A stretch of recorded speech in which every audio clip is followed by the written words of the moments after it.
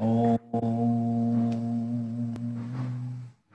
Sadashiva Samarambam Shankaracharya Madhyamam Asmadacharya Paryantam Vande Guru Paramparam Ishvara Guratmeti Murti Veda Vibhagine Yomabda Vyapta Dehaya Dakshinamurtaye Namaha Sava Vedanta Svedanta Gocharam Tamar Gocharam Govindam Paramanantam Satguru Pranatosh Maham Om Shanti Shanti Shanti Om. Namaste. Welcome to our Q&A Satsang. And we have a couple of questions here. Hey, Mark. And let's begin with an easier one here. Oh, what is Claudio? Claudio, can you verbalize again your question, because you left a message? It's about Bhakti Yoga. You want to know the place of Bhakti Yoga in Vedanta, right? And what is your question? What is the thing about? What is the confusion?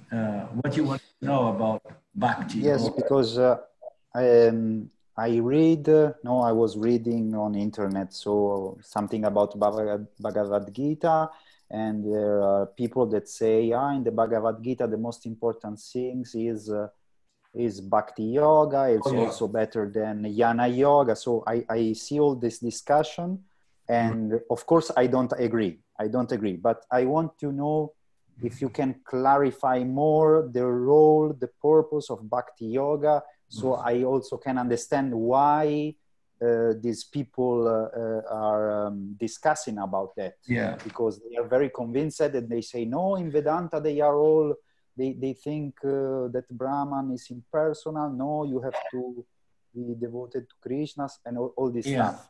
And, if we can clarify and talk about that.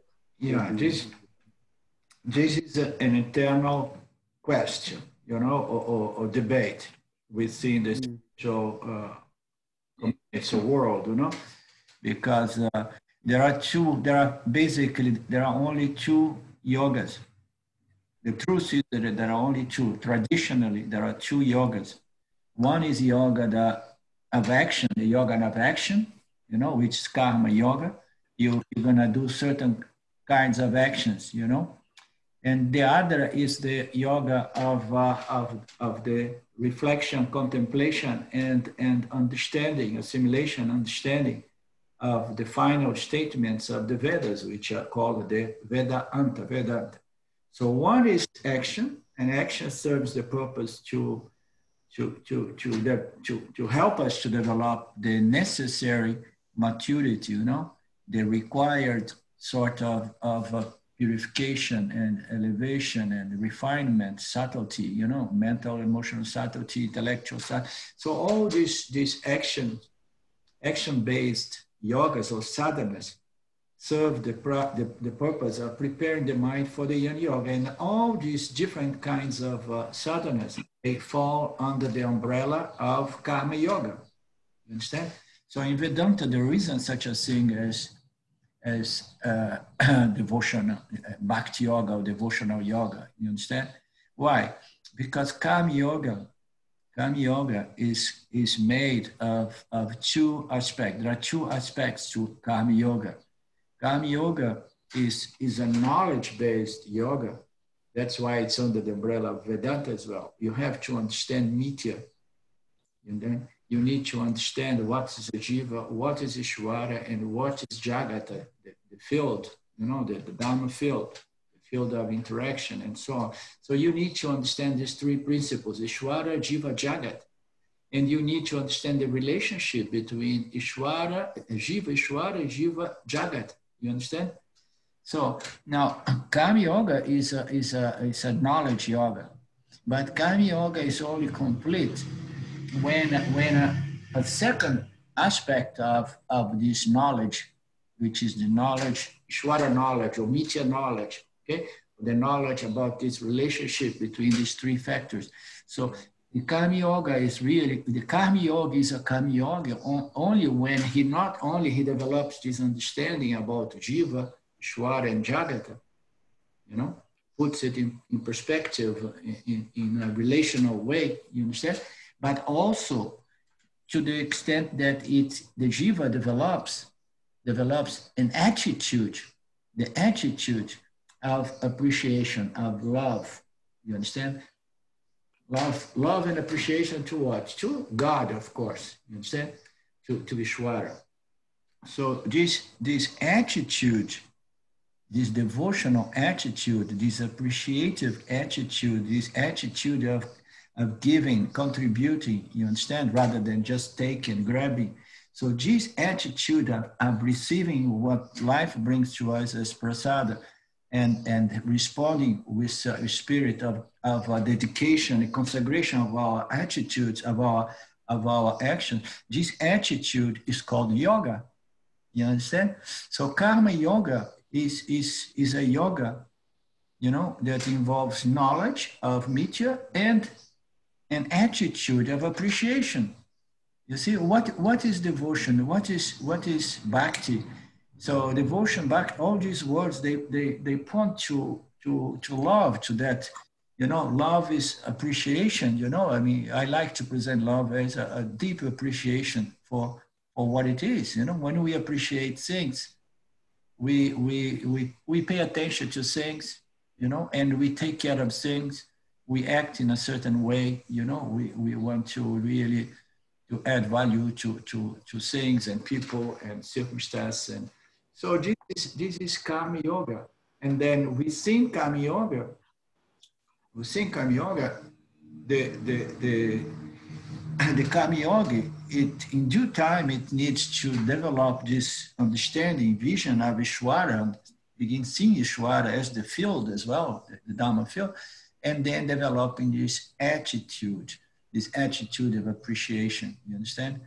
Of great, you know, love and thankfulness and gratitude, and, you know, and receiving and responding. Keep in mind that this is all the Lord Ishvara. So this attitude, we can call this the bhakti attitude, you understand? But there isn't such a thing as bhakti yoga. And when we talk in terms of appreciation or devotion or bhakti, then we have to understand that it is an attitude that belongs to karma yoga, you understand? And the karma yoga is a yoga of mitya in which the relationship between jiva and Ishvara needs to be taken into account all the time. So it's a yoga that is focused on what? On Ishvara, the Lord, you understand? So it's everything is about jiva and Ishvara. You know, we see the field of action called the Dharma field, you know, take in consideration all the laws and rules that somehow govern the Dharma field, so that we can live a peaceful, harmonious life to the best of our possibilities. So this is the devotional aspect of karma yoga. But when you move into jnana yoga, what happens to that passion, with that love, with that appreciation? It shifts to, so to speak, you know, that devotion to God, that relationship with Ishvara, the Lord of this, of mitya, it somehow is converted into a devotional attitude or loving or appreciation to Brahman, which is the very nature of Ishvara, Jiva, and Jagat. So it's all about having this spiritual, religious attitude. When we come to Vedanta, we need to develop this religious, spiritual attitude, you understand? We need to see the beauty of the creation and develop.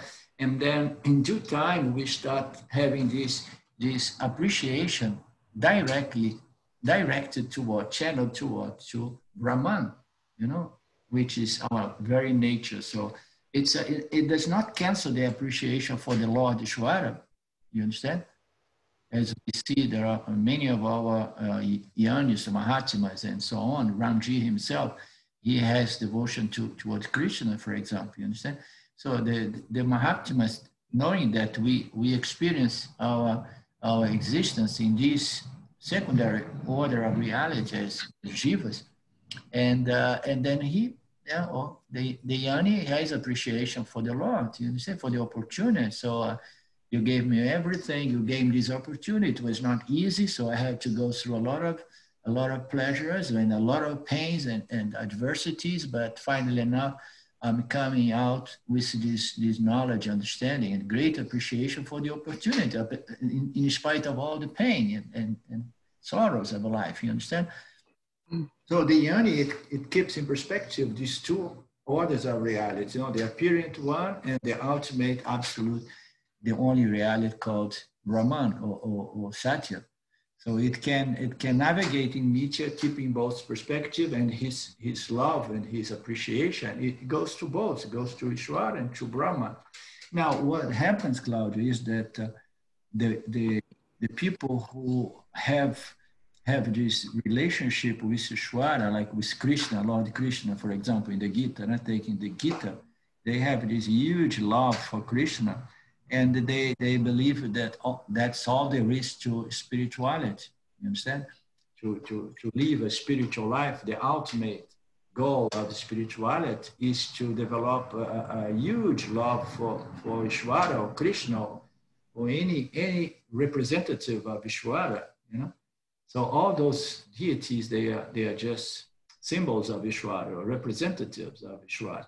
So in the case of the devotees of Krishna, there is nothing wrong to be a devotee of Krishna, but you have to understand that the Krishna is just an intermediary goal, this love attitude, because you're gonna have a better life. You're gonna bring about more punya in your life if you take Ishvara or Krishna into account and live according to its rules and its intelligent order and so on.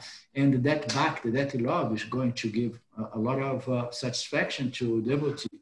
But that's not the end of one's spiritual elevation, or growth. So we need to go beyond this mithya love towards the Lord and develop this inquiring, contemplative mind to understand the nature of Jiva, Ishvara, Jagat as Brahman and only Brahman, which is the substratum of everything, And that is the finest kind of love or devotion that we can have, is the devotion to Brahman, in its purest kind of essence, which is Satchitananda. And then Brahman appears as Ishvara, as God in this realm. So that love, that appreciation remains as well, So, but these people from these are all dualists. The dualists, they believe that the ultimate goal is in duality, is the jiva developing this incredible love to Krishna so that they can find happiness by loving God. This love to God is a huge source of satisfaction. But as we know, it's not the end. It serves the purpose, that attitude plus the knowledge that a lot of these bhaktas, they don't have really a knowledge that Karma Yoga presents in the Gita. When they go through the Gita, they only see the devotional aspect of the Gita. They miss out on the Jnana Yoga aspect most of the time. And they may even miss out on the rationale, the logic in regards to Karma Yoga, which is the structure of mithya and how to behave and how to conduct our life so that we can aspire to moksha down the road, So they just see one aspect. That's why when you look into these different translations of the Gita, you find all kinds of translations there. Some people are going to see only the devotion. Some people are going to see only action and its results. And they bring, of course, Ishvara into the equation as well. And a lot of these people, they miss out on the moksha aspect, on the Jnana Yoga aspect of the Gita. But the Bhagavad Gita, you said in your message that the essence of the Bhagavad Gita is Bhakti, And the Gita is a scripture of Dharma, Karma, and Moksha. There is a lot of Moksha teachings in there, which is Jnana Yoga, is filled with Jnana Yoga, all over and over and over. There is only the chapter 3 that is only Karma Yoga. All the other chapters is a little bit of both, you know, and some of them are loaded with Jnana Yoga. So it's definitely a Shastra and a scripture of karma, dharma, karma, moksha scripture. You understand? There is everything. That's why they say, Paramarthananda says that in Bhagavad Gita is the condensation of the entire Vedas, you know? So the Vedas is condensed as the Gita, because the Gita you find nearly everything. The only thing we don't really find in the Gita are all those ritualistic sadhanas or practice that they don't come within the Gita. But for the people that they pass over these rituals, you know, as a means to attract punya. So, and then there is Karma Yoga, which is also an aspect of the Gita. And then there is also, which address the questions of karma and dharma, yeah? And the laws, ethic, moral laws of the dharma field. And then all the Jnana Yoga that comes within the same package, right? So it is a condensation of the Vedas, and it has pretty much everything, with the exception to those rules regarding the rituals and a lot of very basic principles on how to behave.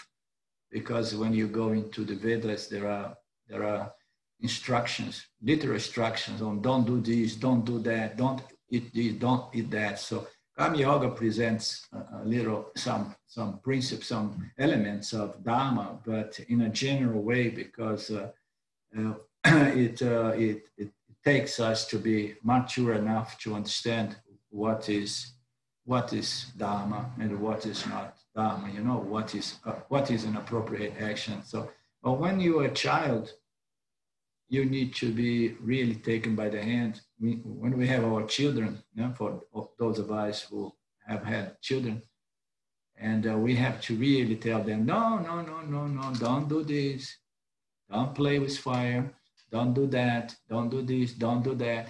So when you go into the Vedas, you find some of that approach, you know, which is somehow is skipped when we come to Vedanta and the Bhagavad Gita. So it's more or less what I have to say about that, and I wonder if that covers your question or your doubts. I'm going to get a glass of water that I forgot.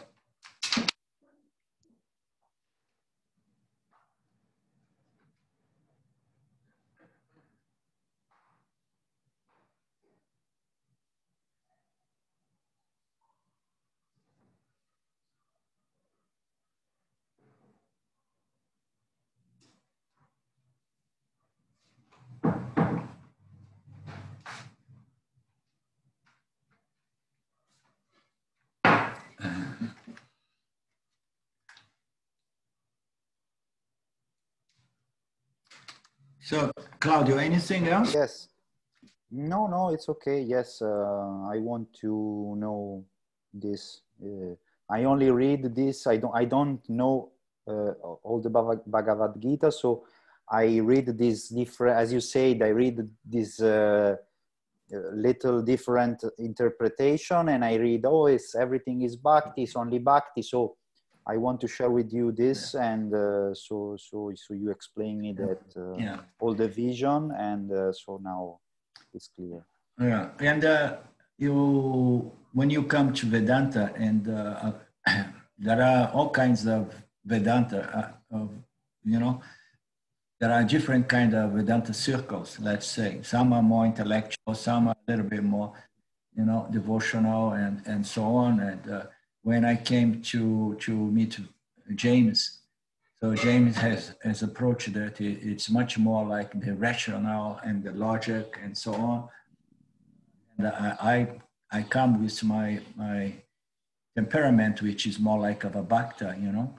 And most probably some of you have heard me mention that. So my Bhakti temperament always made me inclined to feel love, you know, and devotion towards my teachers. So when I came in contact with James, there was this thing, they're like, wow, you know, I really love you, man. I love you, I love you, I love you. And it was a bit strange because the other people around were not having much of that romantic nature. You know? And one time Ramji mentioned to me, yeah, I understand your romantic appearance nature, and you know, you are Bhakta, you know.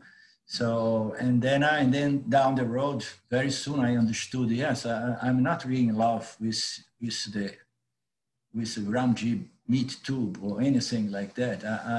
I'm in love with the knowledge that you are conveying to us, you know. So I'm in love with Vedanta, with this logic, with this knowledge, you know, which that is so brilliant, so beautiful, and that all comes from Ishvara. And so, and then this aspect, you know, of this romantic kind of temperament is something that it's different for each one of us. So we need to understand that, you know.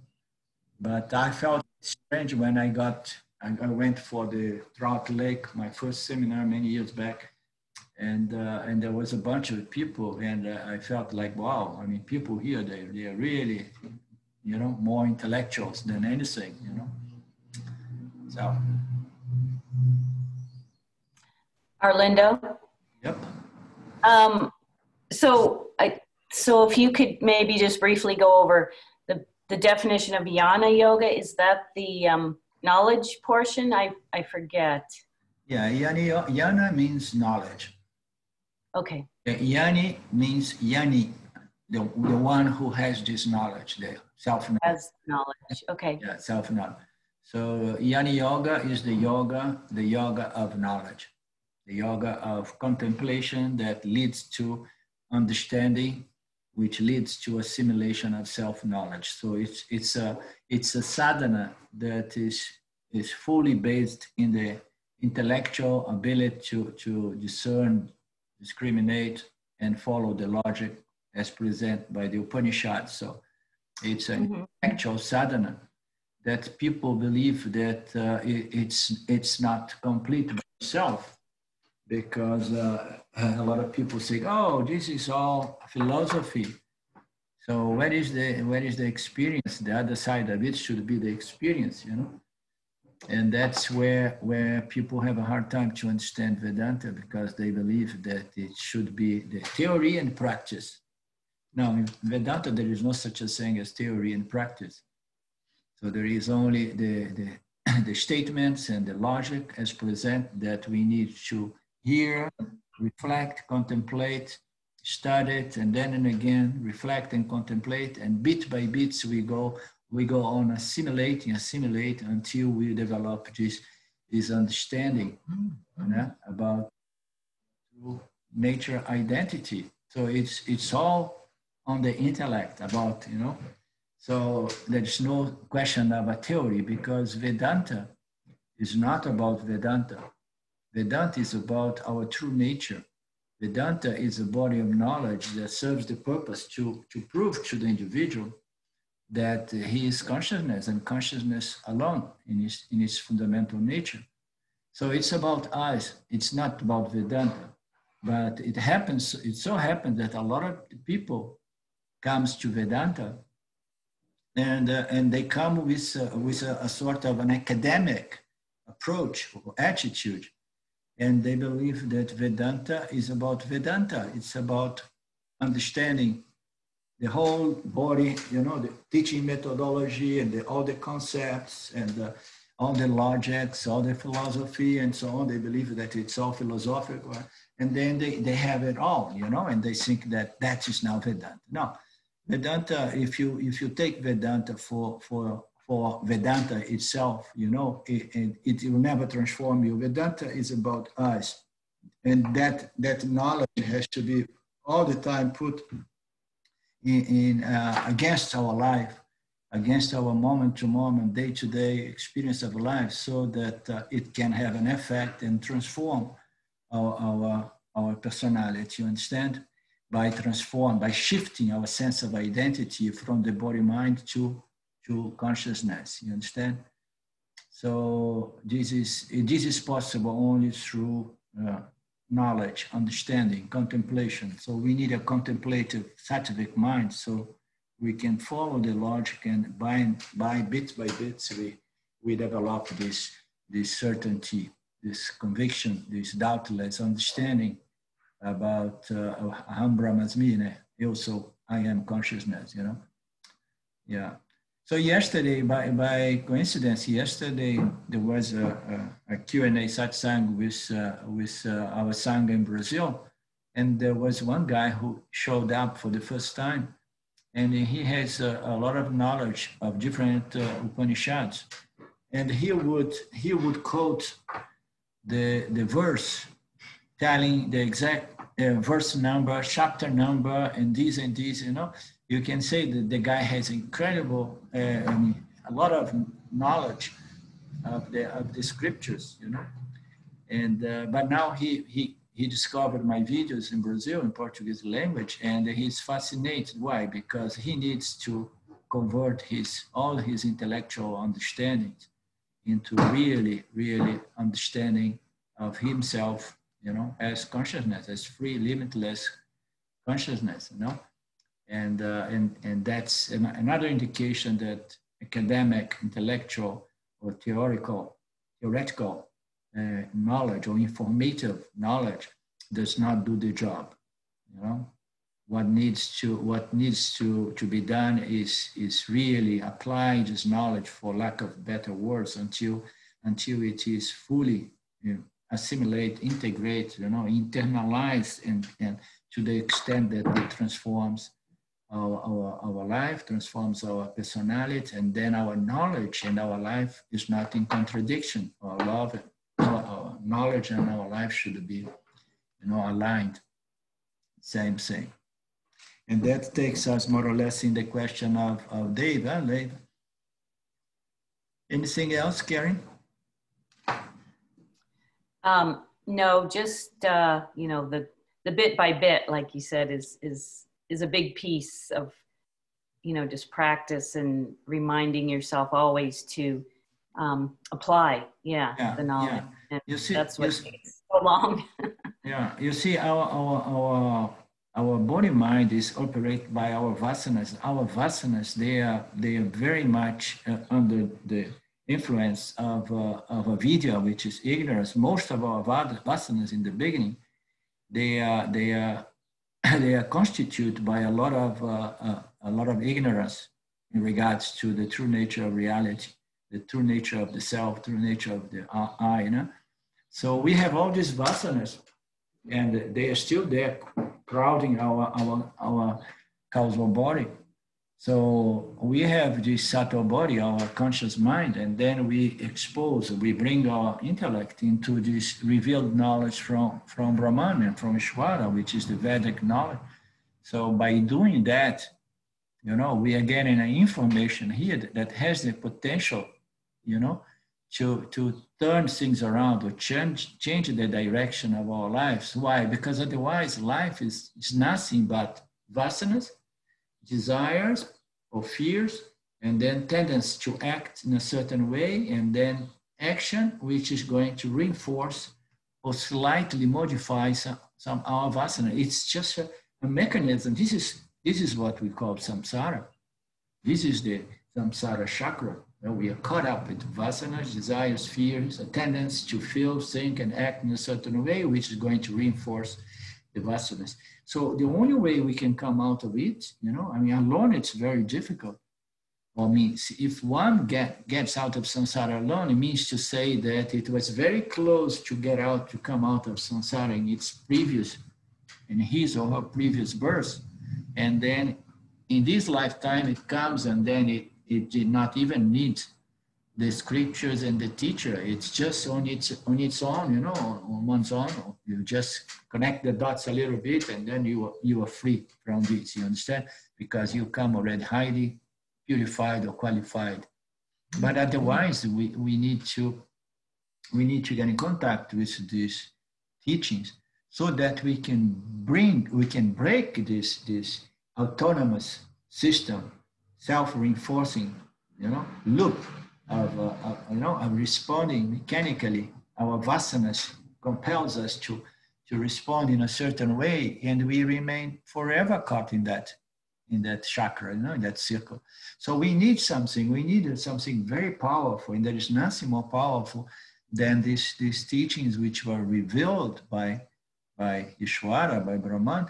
So for the sake of those individuals that came to a point that say that nothing works here, I have been trying my best, but I mean, whatever, regardless of whatsoever I do, I never really find true satisfaction. You understand? So, and then we have this knowledge. So this knowledge is going to do what? It's going to feed us with certain knowledge, understanding that is going to gradually change the way we respond to the field. It's going to change our response to the stimulus coming from the field. Because only to the extent that we begin changing our response, we're going to start modifying, positively changing our vasana load, because vasas is nothing but our sanchita karmas, So the vasanas, when we begin responding to the field, no longer according to the original vasa that was compelling me to act in that way, but I say, no, I have learned something better. I'm not going to go there. I have been there, I have done that for thousands of times. Now I'm going to try something else, and this is purely based on this knowledge of the Gita or whatever, and I'm going to change my response, the way I respond. So we do that, and then we start doing what? We start creating different vasanas. We start modifying those vasanas rather than reinforcing them. In the same way, it's like when those vasanas start putting pressure in our sattva body, our conscious mind, we need to the degree that we have assimilated some of this knowledge, we have a certain power to begin filtering those tendencies, We have a certain power to say, no, thank you, I'm not going to really engage this tendency, this vasana, I'm going to. So we have to have the power to stop certain vasana load, the pressure of these vasanas, and then we have to have the ability to respond in a different way to the field with a different attitude, you understand? So this is the only way that we can gradually transform our sattva, our causal body, and then be a little bit more free from the pressure of avidya, the ignorance that compels us to betray this knowledge, this intellectual understanding in regards to our true nature and the nature of reality. Do you understand, Karen, or I went too fast? Yes, I understand. Yes, thank you. Yeah, so that's why we say bits and bits, and slowly we're going to grow into this knowledge, and then we're going to transform our causal body by and by, and then when we see we have good spiritual self-knowledge vasanas working for us, and then life becomes a easy sailing, as we say. You understand?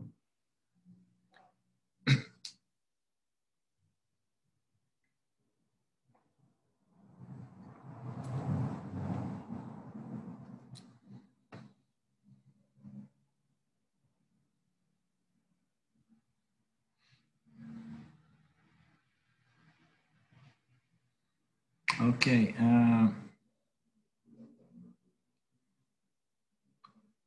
Let me see aqui the question of Dave. He says that discernment is jiva's intellectual practice of distinguish between what's real and what is not real. Yeah, discernment, it is the intellect.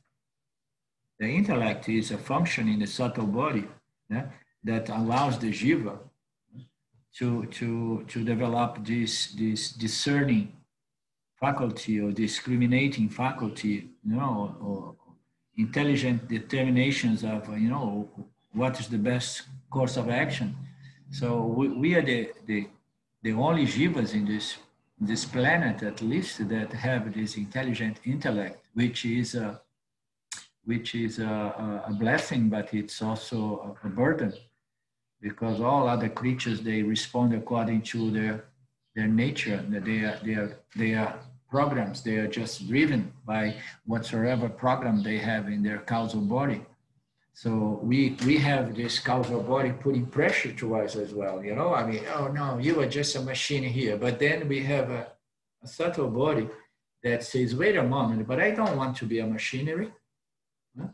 No, you are machinery. Go and just respond according to your conditioning, your program. But then there is something that say, no. I mean, I have been running, you know, on automatic since forever, and it's not much fun. So, and then my intellect is going to begin connecting the dots, you know, and see the relationship between those tendencies and then my actions and the results of my actions. And then I start guiding myself and say, no, I need to change something here. You understand? So this is due to this intelligence, which is inherent to the human jivas, that allows us to discern and determine what is better, what's best for us, you know. But as we know, it's not always easy. Like Duryodhana says in the Gita, what is this force? Yeah? Or Duryodhana says in another passage that he knows Dharma, but in spite of the knowledge of Dharma, there is this force that compels him to just do what he does for himself and himself alone, you know, regardless of the damage it may cause to the other creatures in the field. So we know that we have this knowledge now when we come to Vedanta, but yet we have a lot of this ignorance, this avidya still operates. So we need to have this knowledge, and then we need to discern, you know, what's real from what is not real. But this is the ultimate discrimination of Vedanta proposed by the Upanishads, which is discriminating Satya from Mithya, the subject from the object, reality from non-reality, the self from the not self, you know, the spirit against discriminate from matter and energy. You understand? So we have this final discernment or discrimination between Satya and Mithya, but this discernment, the discrimination begins with discriminating in Mithya, you know, between what is dharmic and what is adharmic. So discrimination in most of our cases begin with discriminating what is dharmic, what is going to bring me, you know, closer to my mental refinement or mental purity or purity of heart, and what is elevating me and what's bringing me down.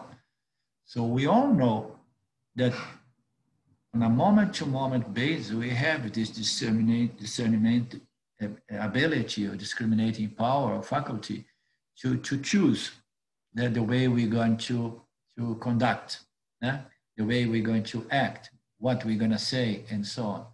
And this, again and again, these teachings of Gita, which is about karma, dharma, understand?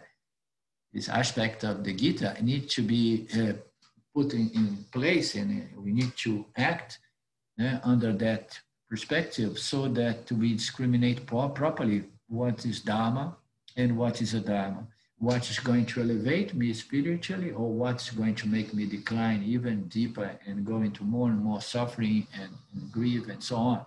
So this is the most fundamental basic discrimination, you know, and it's not easy because, as we know, and as Duryodhana was mentioning, so a lot of us know what is the best for us, but yet, due to these old vasanas, these habits, these addictions, some certain habits, they become even addictions, you know, we tend to do the opposite.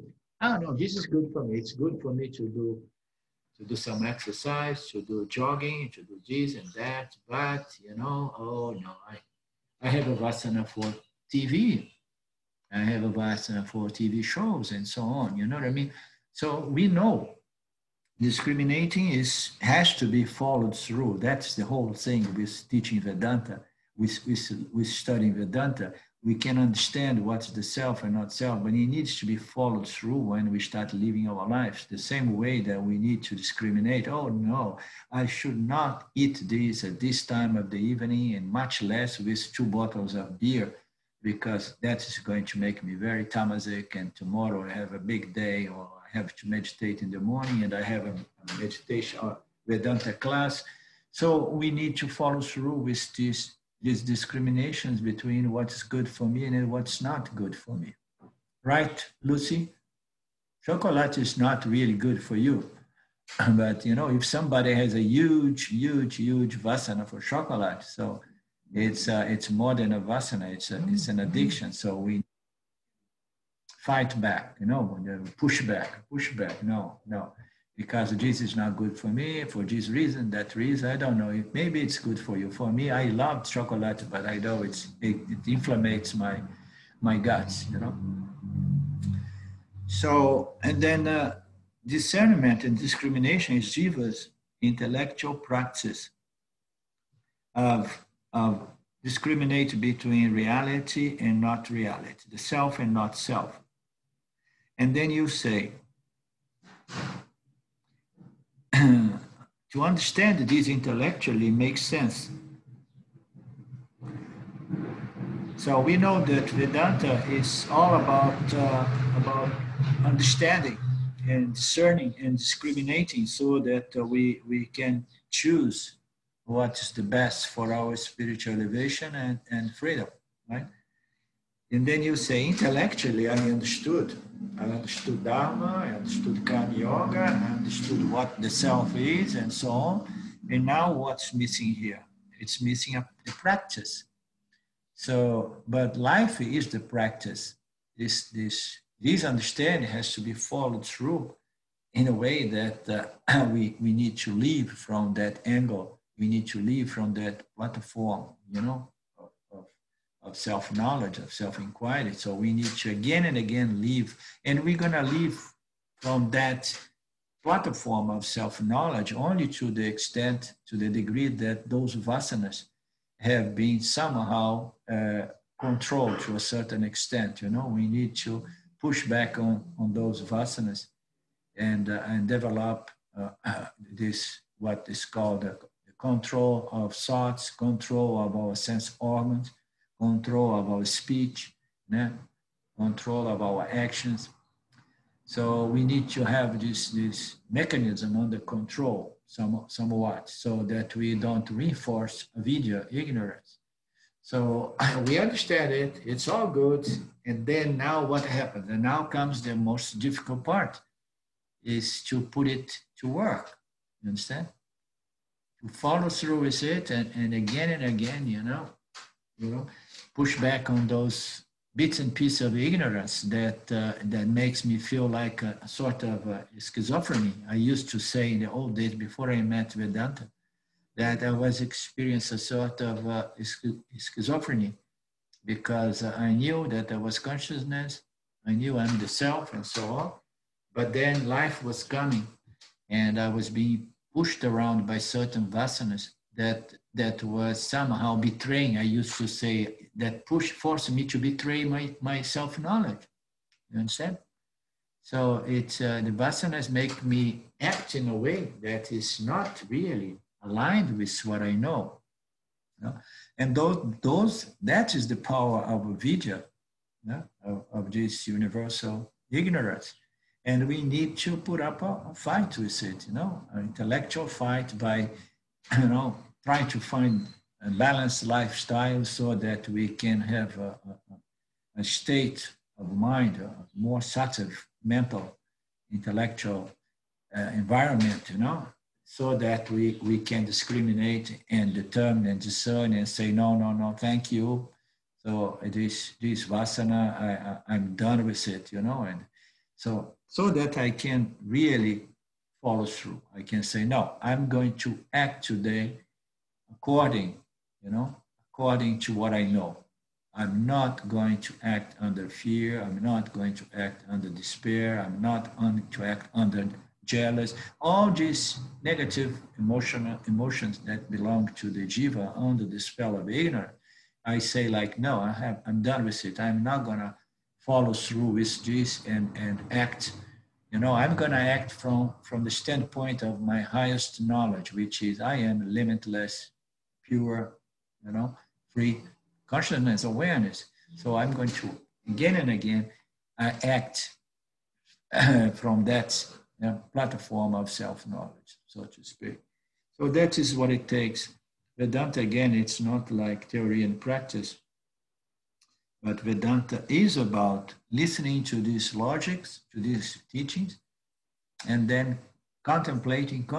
We need to contemplate because our start on our own, in our free time, and we need to create free time for this, to do our manana, again and again, our shravana and manana. So we are listening and we are reflecting. There is not a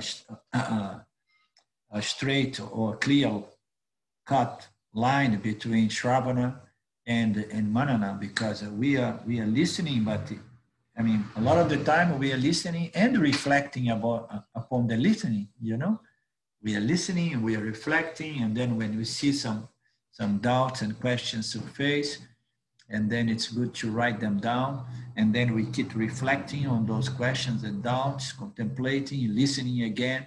So we need to find a time for all of that, because as we know, Vedanta is going to fructify only to the extent that we give a lot into it, We need to do it more systematically and dedicatedly, because in most cases, this avidya is a tough enemy, as we hear again and again, this universal ignorance. So we listen, because we can also approach Vedanta in the same way we approach some palliative, medicine. We approach Vedanta because Vedanta, when we hear about these teachings, which determine our ultimate nature, which is free and so on, it feels good. It clears my mind for some time. We can approach Vedanta as a palliative kind of thing. It makes me feel good for a certain time.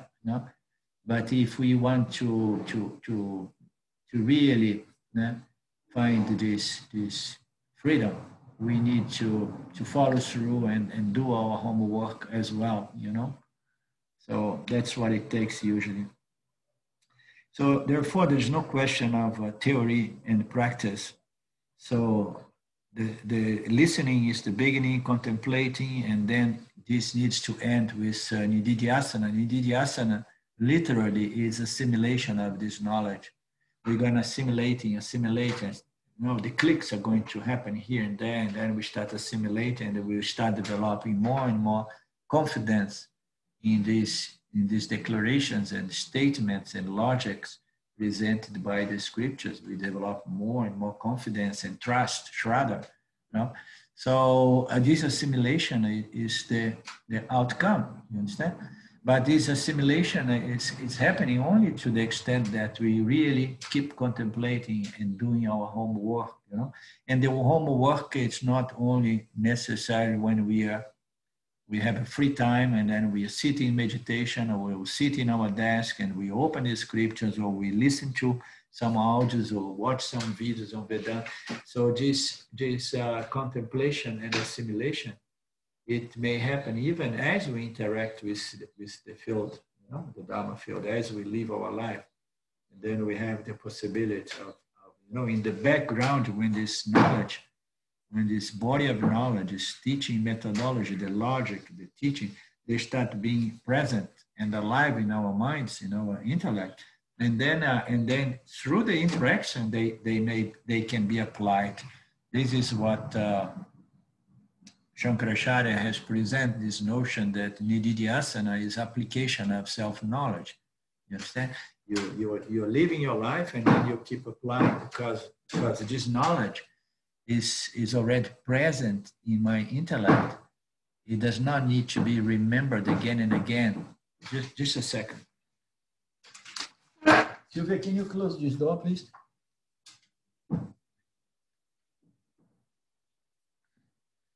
So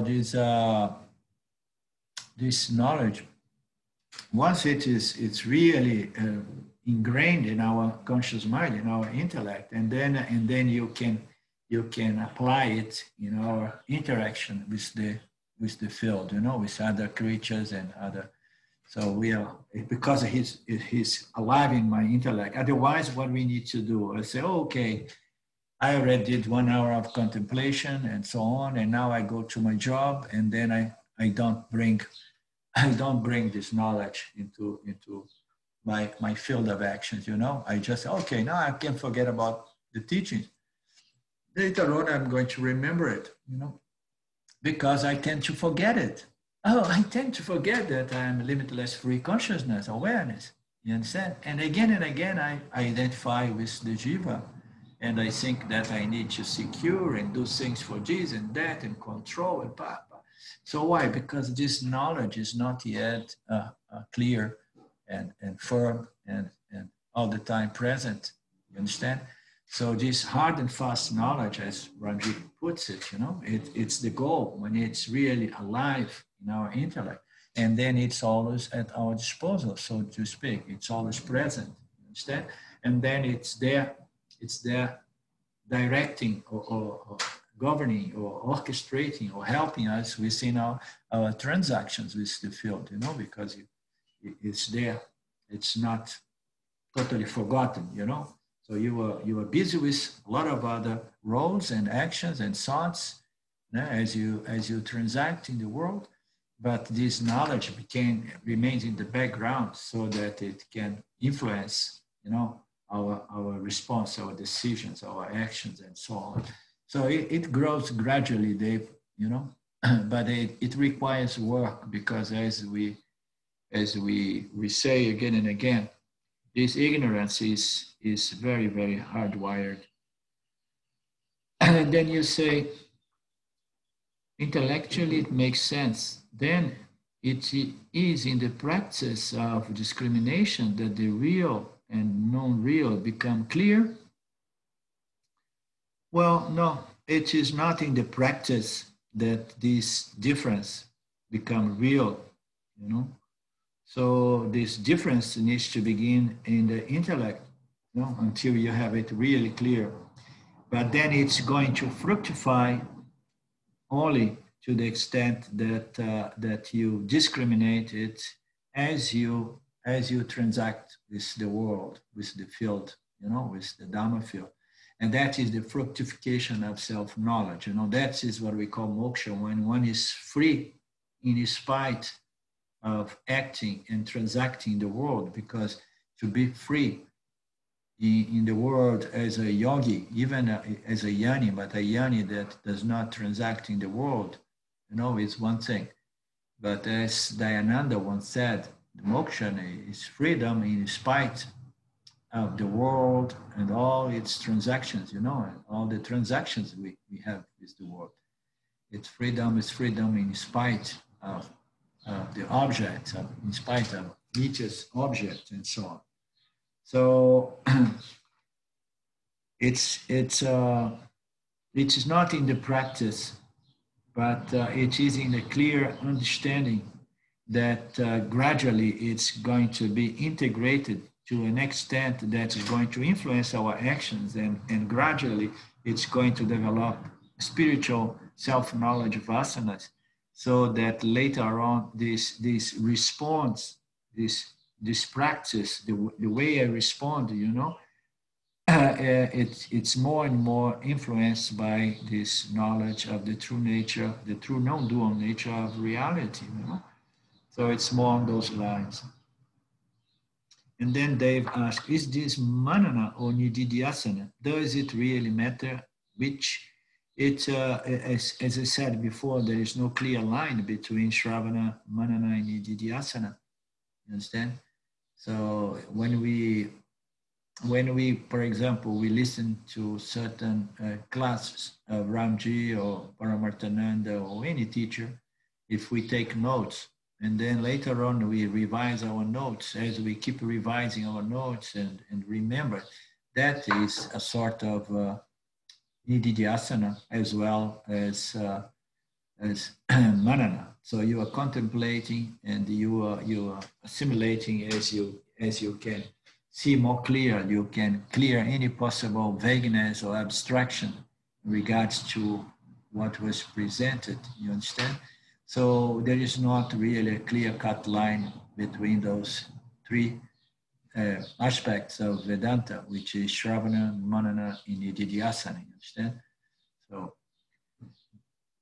some people, they may listen one time and immediately they assimilate it all and say, oh, okay, it's clear. So simple for me. Yeah?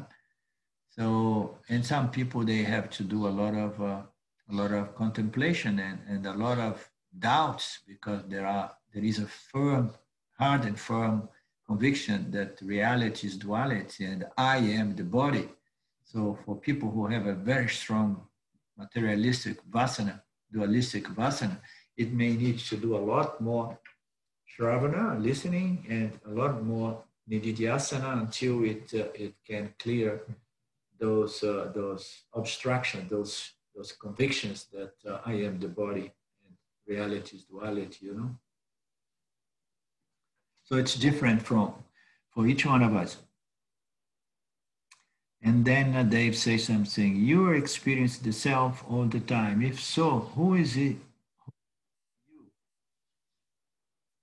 And isn't this duality? No, there is no question of duality, because the yoni, he knows that he is the self, he is consciousness, and all there is consciousness. Therefore, he knows intellectually, he knows in his conviction of knowledge that every experience is just the self experience itself. You understand? But that does not erase the projection of Maya that turns non-duality into duality. So the duality, the apparent duality between the subject jiva and the objects, they remain. You understand? They remain.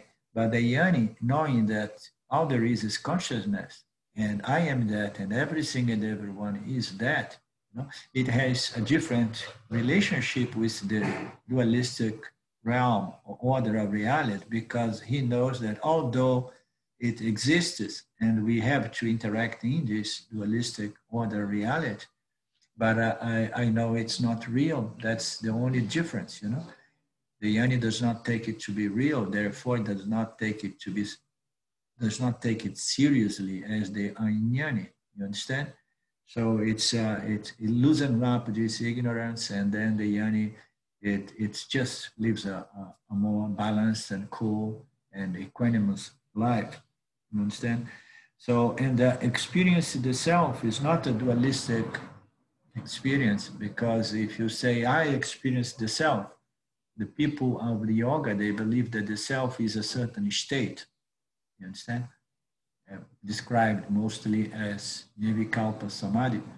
And then they say, okay, I'm experiencing the self, because they take the self to be a state, a mental state, a meditative state. They are always looking and searching and seeking for a certain state, believing that freedom, moksha, is a state. You understand? So when we come to Vedanta, we understand that all there is consciousness, and only this knowledge can resolve this jiva's condition, suffering, known as samsara. And then one says the thing, okay, so now I understand that all experience is an experience of the self. And I experience the self as what? Not as an object, jiva. I experience the self as the self. You understand? So you experience the self as the self is different from I am experiencing the self. You understand? So I know I am the self. And then if experience appear within me, and then I experience whatsoever experience, apparent experience occur, but I experience everything as the self. I don't experience the self. Or if I want to say I experience the self as the self, but how are you going to experience the self as the self? It's only possible in duality. And then you experience this world of names, colors, and forms, knowing that fundamentally, this is all me, this is all consciousness, this is all Brahman. You understand? So it's important to keep in mind that make and stand in awareness as awareness, or experiencing awareness as awareness. And then it's just a question of a shift of identity. You understand? It's not dualistic.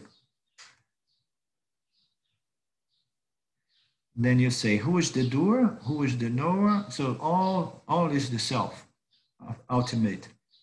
There's no duality. So it's the self knowing itself. It's the self experience. It's the self. This is the ultimate truth. You understand? The doer is just a temporary. It's a conception to ignorance until the doer gets in the knower, and the experience gets to develop enough clarity or purity or sattva to understand that, that everything is the self. If self is revealed by ignorance, then with knowledge, no discernment is necessary. If self is revealed by ignorance, then with knowledge. I did not understand that one. And I just revised that this morning, I think, too. If self is revealed by ignorance, or revealed or concealed by ignorance,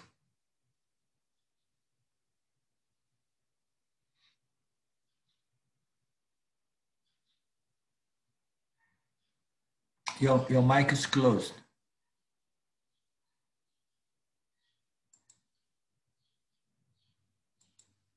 Your mic is closed.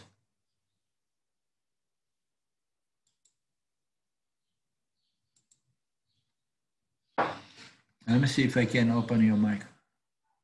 I'll try it. Yeah, the space bar is open for me.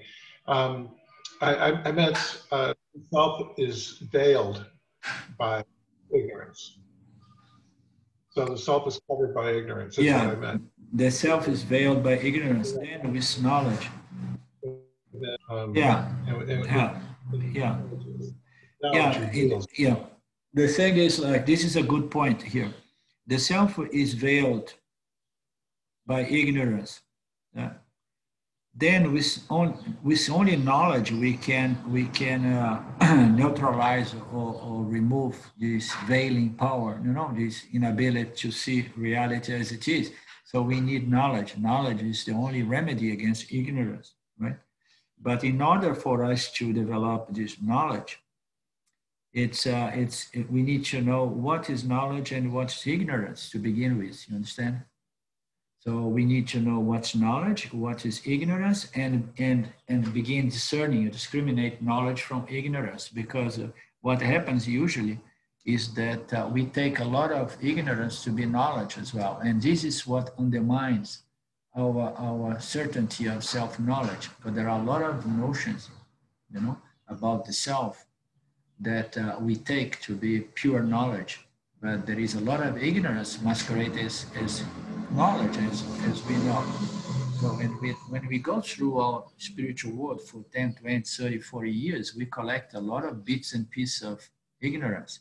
So we need to understand what is knowledge and ignorance. And then once we really we are dealing with pure knowledge, with the scripture knowledge, I like to refer to it as pure knowledge. You understand?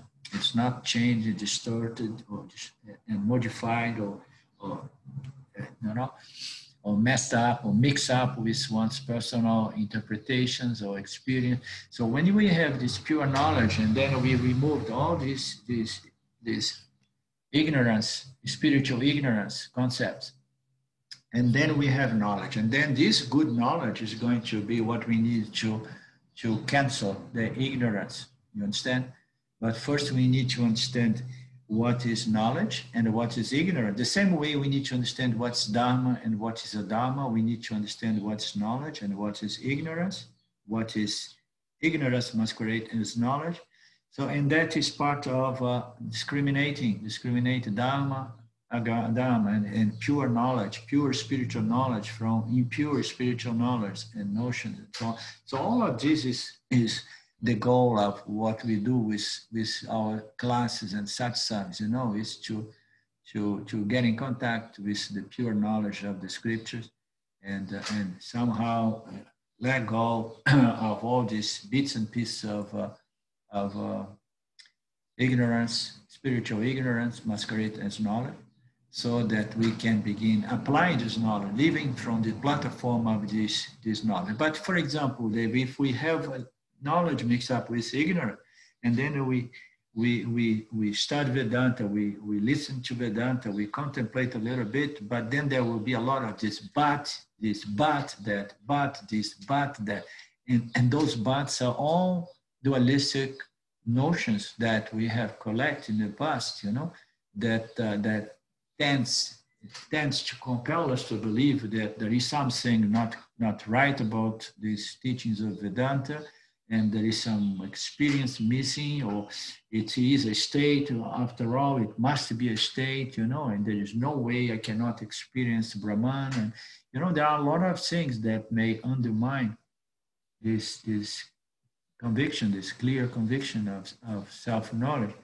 And this, we need to remove those bits and pieces of knowledge, of ignorance.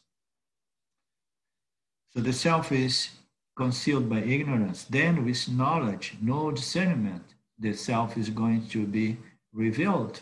Yeah, it's with knowledge. But the knowledge requires discrimination. Discrimination is the tool, but first we need to know what knowledge is and what ignorance is. Okay?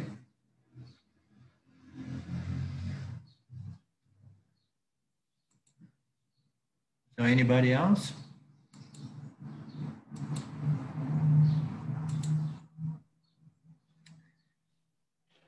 Me. Dave's question.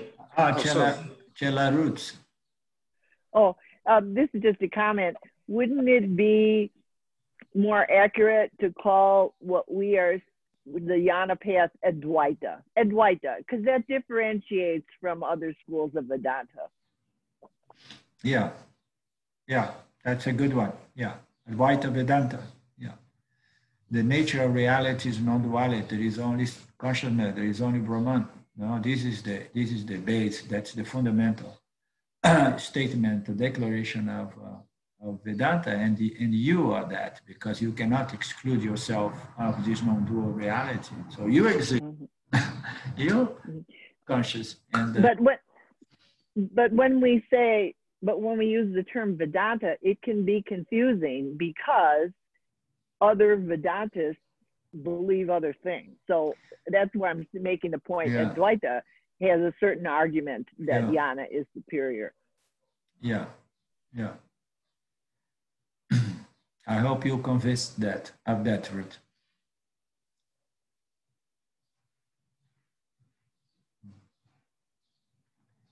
Who was going? Okay, Mark. Mark, you're on. Oh, Mark. I was just going to say, Dave's question and your response reminded me of a quote I heard the other day. And that was, the quote was, "Wherever there is mithya, that is exactly where you will find satya." So the two come together. Yeah. Or satya is the background for all mithya. Yeah. And so non-duality. Yeah. We can only find satya in mithya, you know, because it's in our human intellect that understanding can take place.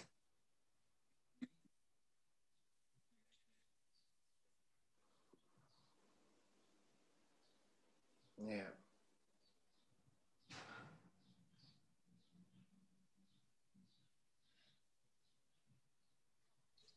and now I'm struck by, the idea that we can only find non-duality in duality. And that to me is troublesome. That if I think of it that way. Can you say it again? I missed the beginning of your Okay. I was just thinking that the only way to find non-duality is in duality. Oh yeah. So you find non-duality in duality, which to me is like dealing with just living in duality again. And so it's kind of a fundamental question, and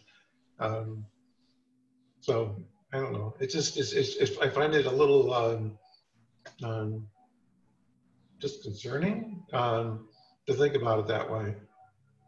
Well, I mean, what I meant to say is that why Vedanta does not discard Nitya, why Vedanta does not discard Ishvara, Jiva, and Jagat.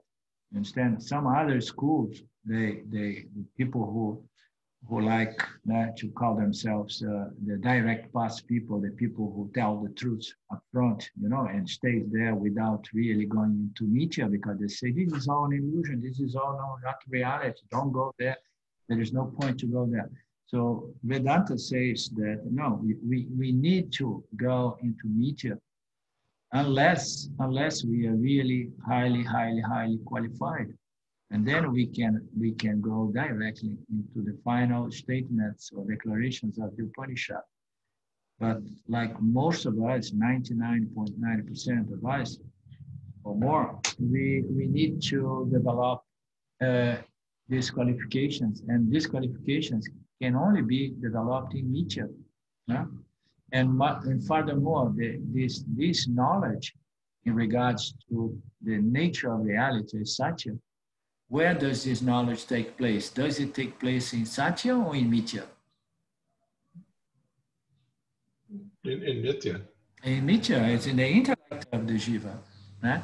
So it is in Mithya, in this intellect, the reality or the knowledge about Satya can be apprehended and retained. It's all in Mithya, you understand? And then once the individual knows that, and then he understands, and then as if he becomes Satya, that he just knows that the reality is consciousness, awareness, and only that nature of limitlessness and the existence itself. So this knowledge is only possible in the human intellect, at least, as we know, life in this planet. It's only possible in Mithya. It is in Mithya, as I often say, that you can gain the knowledge of Satya. And then you know that everything is only Satya.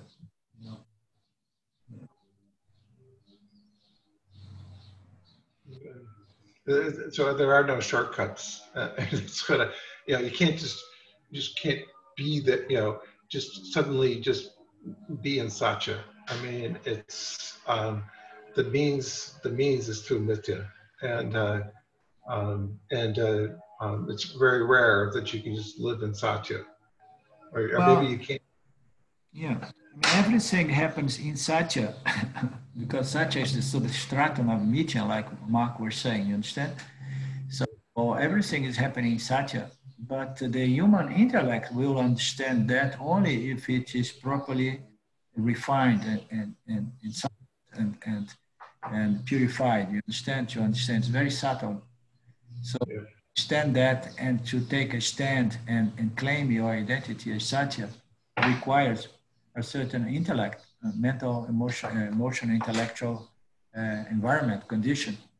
So you cannot really live in Mithya because all the transactions occur in Satya, because all transactions occur in Mithya, you understand? Yeah. Yeah. So, yeah. And, Ruth, you're going to say something else? No? Yeah, too.